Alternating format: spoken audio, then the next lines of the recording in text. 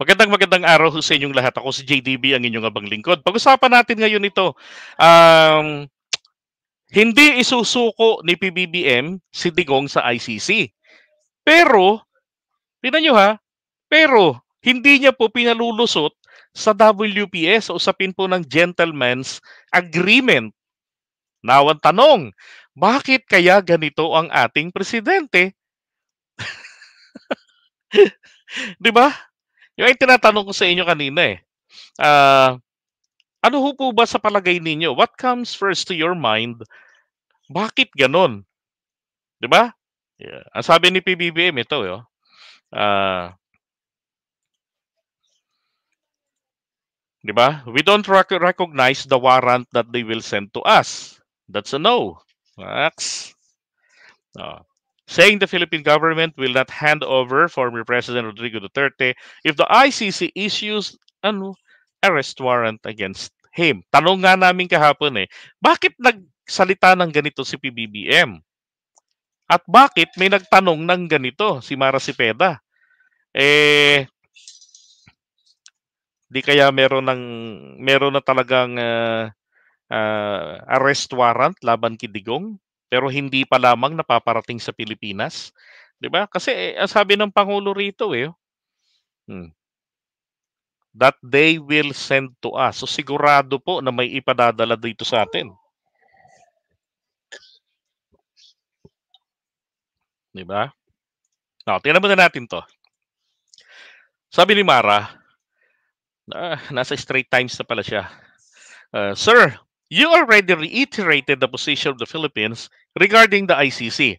So, sir, I raised the issue of the Philippines advocating for an international rules-based order.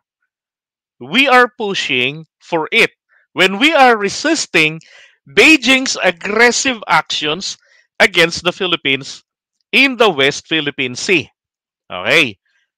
Now, sabi niya, tayo, ini-insist natin ang rules-based sa usapin ng West Philippine Sea.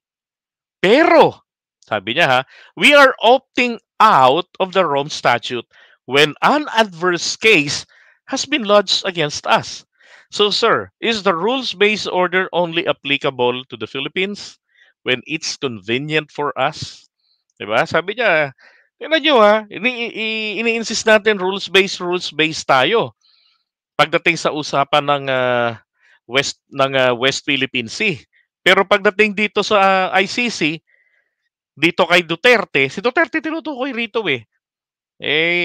hindi kayo rules-based. 'Di ba? Ano ba? Kapag ka hindi tawag dito kapag ka conveniente lang tayo, 'di ba? Pag convenient sa atin, 'di ba? So ibig sabihin kumbaga may problema tayo sa pag-handle nito. Kailan natin gagamitin ang rules-based?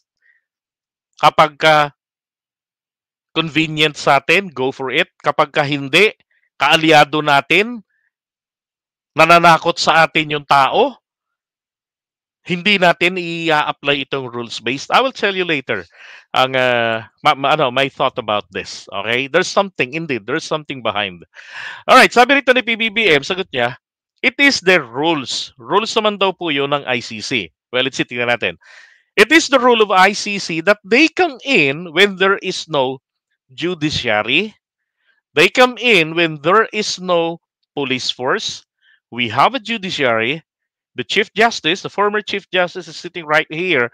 He will explain to you how healthy and robust and how active the judiciary. The police force, I think, is the same thing. So, that is the reason. It is not. We are well within international law when we take the position of not recognizing the jurisdiction of ICC in the Philippines. Etong sagot niyan to, this is really very, very tricky, mga kapatid. Okay. What makes it tricky? Itong sagot niyan ito. Okay. Ganito yan. Gusto po ni PBBM, sorry, tatawa ako Gusto po ni PBBM, kasi alam ko may magre-react na naman dyan ang gusto pong mangyari ni PBBM dito, mas malinawan pa ng mga Pilipino, maipaliwanag pa ng mga vloggers, maipaliwanag pa ng mga mga political scientists o mga experts, yung mga tactician kung meron man, may paliwanag pa sa taong bayan. Ano ang gusto niya talagang mangyari sa usapin ni Digong dito po sa ICC? Kasi sinasabi nila na kapag si Digong ay inaresto, magkakaroon ng malaking gulo. Sabi ng mga ibang Marcos supporters, spare na lang natin si Digong sa pag-aresto ng ICC para hindi naman maging magulo. Kasi dati naman naging pangulo yan, naging kakampi naman natin. Ngayon lang naging hudas yan. Ngayon lang natin nakakita yung pagkahudas sa interes ng bayan. Okay, now ito. Sabi rito ni PBBM,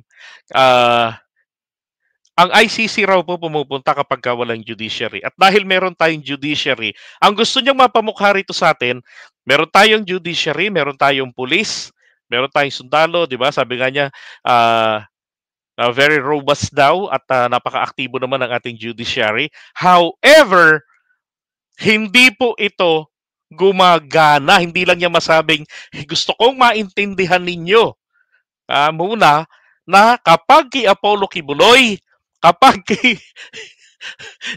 dito kay Bantag sa mga alagad ni Duterte, hindi makagalaw, hindi talaga gumagana ng maayos ang ating kapulisan, ang ating hudikatura. Hindi masampahan ng kaso dito si Digong tungkol naman diyan sa war on drugs dahil sa laki ng takot sa kanya ng mga tao. Kaya papaanong masasabi? Magiging epektibo lamang po kasi ang ating judiciary o ang judicial system natin kung ang taong bayan ay bukas ang kanilang puso talaga na nagtitiwala. Okay? Doon natin masasabi na we have a absolutely working and effective judiciary. Pero kung may mga tao po at lalo't biktima ay natatakot na mag-avail ng ating judiciary, yun ang gusto pong maintindihan dito ng Presidente Marcos Jr. na maintindihan nating lahat. Para pag dumating yung panahon na talagang dadamputin na si Digong, wala na pong magtatanggol sapagkat naintindihan na ng taong bayan na kailangan talagang ipadampot ang walang hiyang ito. Kasi hindi talaga to pwedeng makasuhan dito. Kasi tignan nyo na lang 'Di ba? Etong si Apollo Kibuloy na lang. Na andun lang mismo, doon sa doon sa stadium nila, naghahalo ng semento, yung pinakita nga video, nakita ko kanina, I don't know if you have seen that.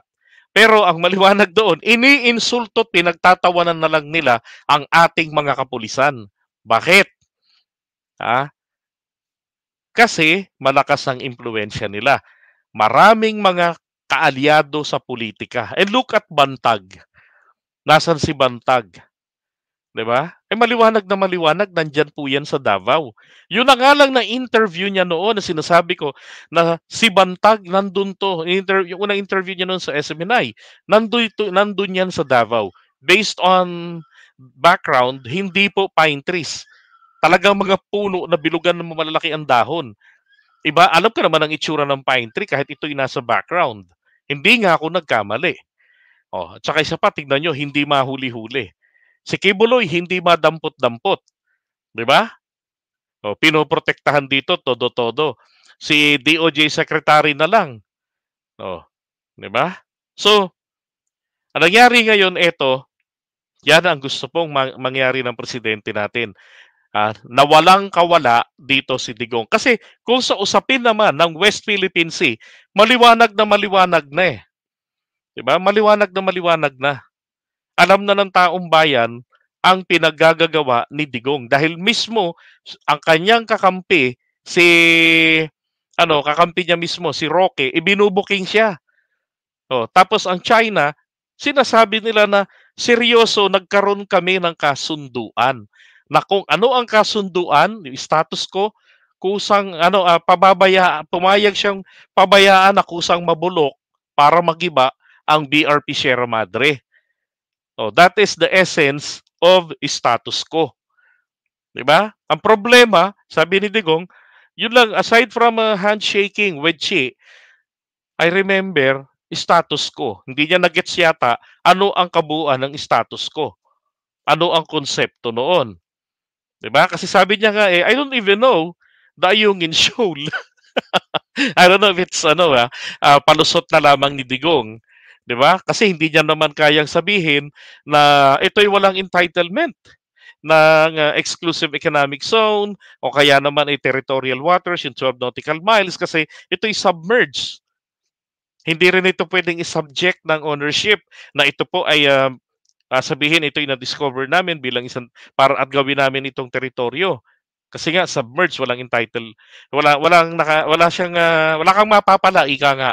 Pero ang mapapala po natin doon, ito po ay obligasyon nating pangalagaan. Pwede tayong magtayo ng anong itayo natin doon. Gusto yung Ferris wheel, pwedeng itayo doon. Dahil yan ay nasa loob ng ating exclusive economic zone. 'Di ba? So ano man yung mga walang entitlement na yan, yung mga ganyan, it doesn't matter. The most important is nasa loob yan ng ating EEZ. Ngayon, sabi ni ano kanina rito, political suicide. Saan ba yun? Ito, sabi ni Jack Dimolay, it will be a political suicide on the part of PBBM to surrender to ICC Duterte. Absolutely correct. Kapag napakaaga niyang gawin yan. Kaya nga, ang napansin ko rito sa palaging ginagawang ganito ni Duterte, ay ni PBBM kay Digong, sa kabila ng panghihiya sa kanya, tapos hindi niya ito pinalulusot sa usapin ng West Philippine Sea, sa usapin ng pagtataksil sa bayan, 'di ba?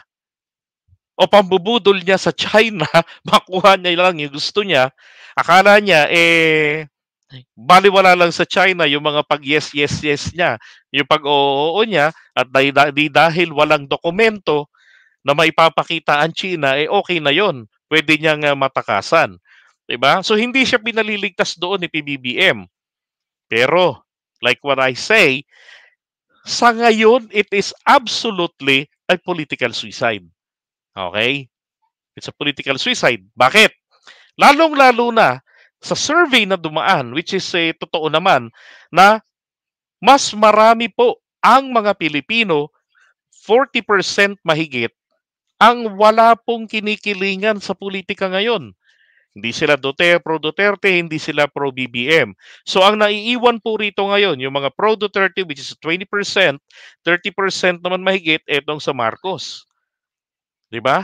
Kailangan dito ng presidente natin ay maunawaan ng taong bayan ano ang talagang istorya nitong Duterte ICC War on Drugs issue. At sa paglipas ng panahon, mauunawaan niya ng mga tao kung palaging pinag-uusapan. 'Di ba? Pag laging pinag-uusapan, may pinagpapaliwanag, magigets yan eh. So etong mga nasa 40% na nasa neutral status, o yung mga nag-aabang kung ano ba talaga ang katotohanan. So makukumbinsi ito na pag nangyari yan, they would rather stay being neutral, pero malaking pakinabang ito if they stay that way. Hindi sila magpapadala doon sa 20% na naghahangad sa kanila na pumanig kayo sa amin. O di magiging sila 70%. 'Di ba? Or mahigit or more or less 70%. Talo doon si PBBM. So yun ang nakikita ko rito. Ngayon, ang tanong, may kailangan bang kabahan dito si Digong? Dapat siyang kabahan dito. Dapat siyang kabahan dito. Kasi, at tingin ko naman talaga po kinakabahan na yan. Kinakabahan na yan. Kaya nga ang gusto nila mangyari, mapabagsak na si BBM sa pwesto. So if this is a political suicide, ang totoo, there's no need to suicide. Kasi kahit na pinangangalagaan siya ni PBBM, inaatake na siya at sinisira na ni Duterte sa taong bayan. Ang tangi na nga lang po nilang pag-asa, hindi ba't doon sa, naalala niyo itong video na to? I'll show it to you again. Para lang sa mga hindi pa nakakita nito, eto, yung pagpaparamdam niya sa China I am sorry for my na may interes pa siya makabalik sa pwesto. At ito ang collateral niya. Kumbaga nagmamakaawa siya rito sa China na, hey, tangkilikin niyo naman ako. And then I will do everything and anything and everything in Churvanes. Gawin niyo lang uli akong presidente. Itatama ko yung mga pagkukulang ko. Ito ho yun, tingnan nyo. I am sorry for my country. I am not the president anymore. I cannot run. And if God would allow it, and perchance, I would reverse the situation. See? If given chance, di ba? Pagka niloob ng Diyos at mabigyan ng pagkakataon, sino magbibigay ng pagkakataon? Di ba? Sino yung kanyang inihimok dito? Alam ka naman ng Diyos, magkudeta. Utos nga niya, igalang niya ang pamahalaan. So titiisin natin. Kaya lang, sino yung pwedeng hindi magtiis at gumawa ng daan? Hindi yung bansang walang Diyos na kinikilala, 'di ba? Kundi interest lamang nila, which is China, na kanyang pinaglilingkuran. Yan po yung mga bagay na gusto ritong maipakita ng ating Pangulo. Para po mismo ang kumbaga he's putting Duterte under a public discourse para mapag-usap-usapan, mapagpaliwanagan ng bawat isa't isa, and then pag dumating na yung takdang araw, 'di ba? Kasi hindi pwedeng manatili si PBBM sa style na na rules-based tapos pagdating kay Duterte we don't recognize that. Sapagkat maliwanag dito yung mga testigo, yung mga pamilya, kaanak ng biktima ng war on drugs, hindi nila mapapasampa ng kaso rito sa Pilipinas. Lalo na't ganyan yung mga naririnig nilang salita kay PBBM na hindi nila kikilalanin. Tapos nakikita rin nila na etong mga kapulisan natin, hindi magalaw-galaw etong si Kibuloy man lang, hindi mahuli-huli. Diba? So, pagdating sa justice system, what we have is absolutely working.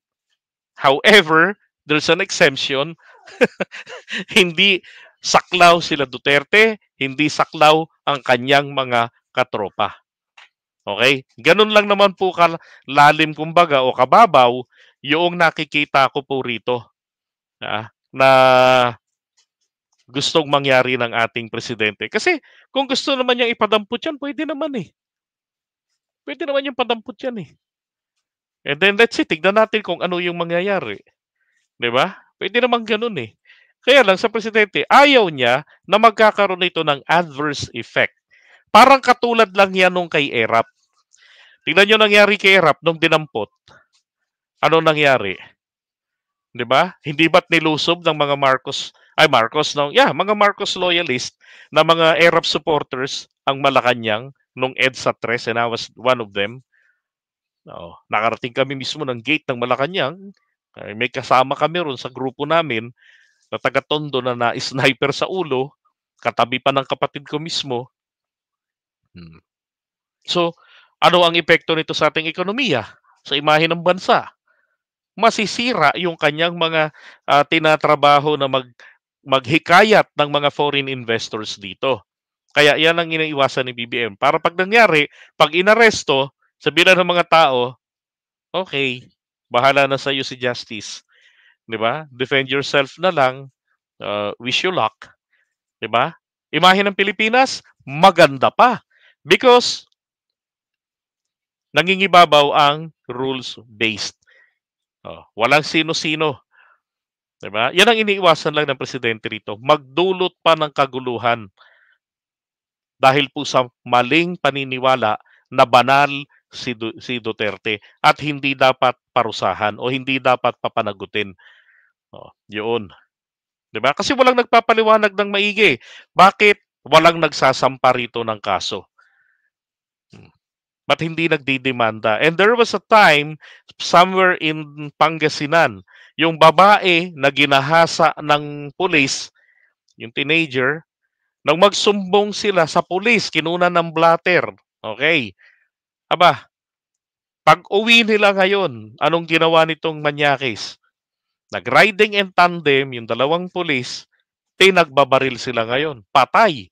Nahuli yung riding in tandem. Ano nangyari?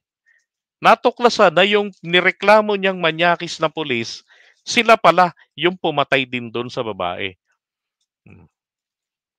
Di ba? Okay? So yun lang. I don't know if, wala naman na sa akin kung mag-agree kayo o hindi, but this is how I see it. Hindi po inconsistent si PBBM sa rules-based.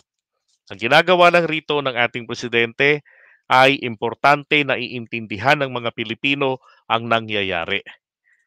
Okay? So, iwan muna natin to. Tingnan natin mga comments ninyo.